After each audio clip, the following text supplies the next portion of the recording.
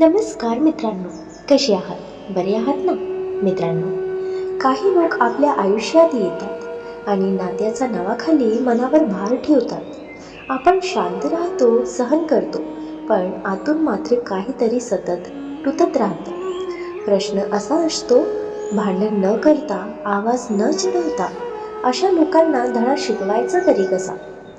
नमस्कार मंडळी, मी चित्रा, तुमच्यासाठी प्रेरणेचा नवा आवाज. आणि तुम्हा सर्वांचं स्वागत आहे चित्राज व्हॉइस मराठीवर. इथे प्रत्येक शब्द तुम्हाला देईल नवा आत्मविश्वास, नवी ऊर्जा आणि यशाची प्रेरणा. इथे तुम्हाला मिळेल प्रेरणादायी विचार, सकारात्मकता आणि आयुष्य जगण्याची नवी ऊर्जा. चला तर मग सुरुवात करूया आपल्या या प्रेरणादायी प्रवासाला आपल्या मनापासून. आपल्याला त्रास देणाऱ्या लोकांना न भांडता धडा शिकवण्याचे काही प्रभावी मार्ग. नंबर 1, शांततेची ताकद ओळखा. कधी कधी उत्तर देणं म्हणजे जिंकणं नसतं. तुमची शांतता त्यांना जास्त अस्वस्थ करते. जेव्हा तुम्ही प्रतिक्रिया देणं थांबवता तेव्हा त्यांना त्यांच्या वागण्याचं प्रतिबिंब दिसायला लागतं.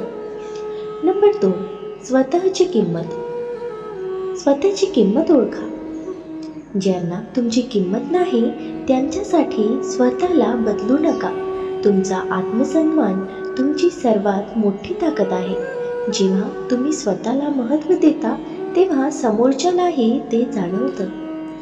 नंबर 3, सीमारेषा आखा. तुमची बाउंड्रीज तय करा. प्रेम असलं तरी मर्यादा असणं गरजेचं आहे. इथपर्यंत ठीक, पण यापुढे नाही. हे स्पष्ट सांगणं म्हणजे भांडण नाही, तो स्वाभिमान आहे. नंबर 4, अंतर ठेवणं ही कमजोरी नाही. कधी कधी दूर जाणं हीच योग्य प्रतिक्रिया असते. सतत दुखावणाऱ्या लोकांपासून थोडं अंतर ठेवलं की त्यांना तुमची अनुपस्थिती जाणवते आणि तोच त्यांच्यासाठी धडा ठरतो. नंबर 5, कृतीतून उत्तर द्या. शब्दांपेक्षा कृती जास्त प्रभावी असते. तुम्ही स्वतःमध्ये बदल घडवून स्वतःला प्रगतीचा मार्गावर नेऊन दाखवलं तर त्यांच्यासाठी तो सर्वात मोठं उत्तर असतो. नंबर 6, माफ करा पण विसरू नका. मनात राग ठेवणं तुम्हाला जाणतं, म्हणून माफ करा, पण पुन्हा त्याच चुकांसाठी स्वतःला उघडं ठेवू नका. शेवटी प्रत्येकाला आपल्या वागण्याची जाणीव कधीतरी होतेच, पण तोपर्यंत स्वतःला हरवू नका. काही लोकांना शब्दांनी नाही तर तुमचा बदललेल्या वागण्याने आणि शांततेने धडा मिळतो आणि कदाचित तो धडा देताना तुम्ही स्वतःलाच पुन्हा सापडता. मित्रांनो, दररोज सकारात्मक विचारांसह आपण भेटत असतो.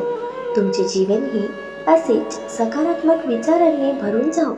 तुमच्या मनातील सर्व चांगली इच्छा आकांक्षा पूर्ण होत तुम्हाला सुख समृद्धी लाभो ही ईश्वराच्या चरणी प्रार्थना. मित्रांनो, तुम्हाला हा व्हिडिओ कसा वाटला कमेंट करून नक्की सांगा. व्हिडिओ आवडल्यास लाईक शेअर करायला विसरू नका आणि अशीच छान छान कथा आणि सुविचारासाठी चॅनलला सबस्क्राईब नक्की करा. भेटूया पुन्हा एका नवीन व्हिडिओमध्ये. तवर स्वस्थ रहा, मस्त रहा, आनंदित रहा. धन्यवाद.